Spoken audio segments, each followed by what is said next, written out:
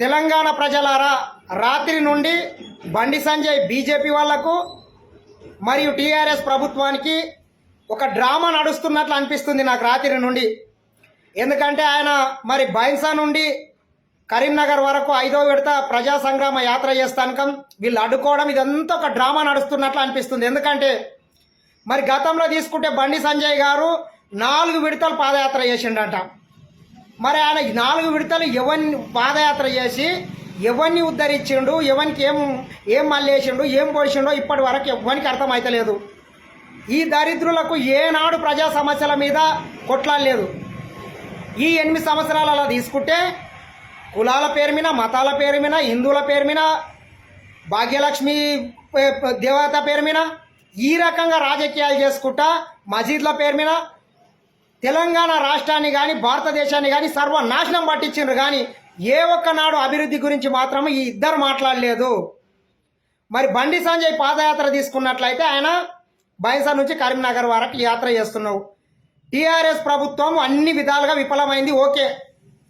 మరి అక్కడ కరీంనగర్లో తీసుకుంటే, నిజామాబాద్లో తీసుకుంటే నీవు అక్కడ అరవింద్ ఇద్దరు ఎంపీలు ఉన్నారు. మరి ఈ 4 సంవత్సరాలల్లో వాళ్ళు అన్ని రకాల విఫలమైనరు అనుకుందాం. ఈ 4 సంవత్సరాలలో మీరు పొడిచింది ఏంది, మీరు మల్లేసింది ఏంది? ఆనాడు నిజామాబాద్ రైతులకు పసుపు బోర్డు తీసుకొస్తా 4 రోజుల్లో తీసుకురాకుంటే నేను రాజీనామా చేస్తాను బాండ్ రాసిచ్చినటువంటి దరిద్రుడు ఎటువైండు? మరి కేంద్రంలో మీ సర్కారు ఉంది, బీజేపీ ప్రభుత్వం. అక్కడి నుంచి మీరు ఎన్ని నిధులు తీసుకొచ్చిండ్రు?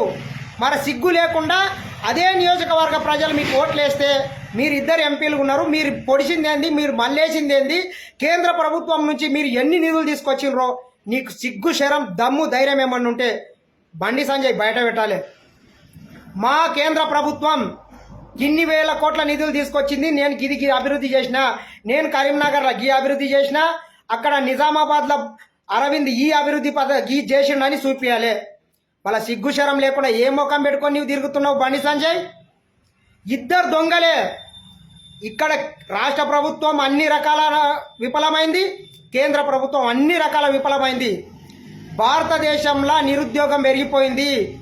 ఈ దరిద్రులు ఎంతసేపు కులాల మధ్యన, మతాల మధ్యన కుంపట్లు పెట్టి రాజకీయం చేయడమే తప్పితే ఏ ఒక్కనాడు ప్రజల సమస్యల మీద భారతదేశం యువత మొత్తం వాళ్ళ జీవితం సర్వనాశనం అయిపోతుంది.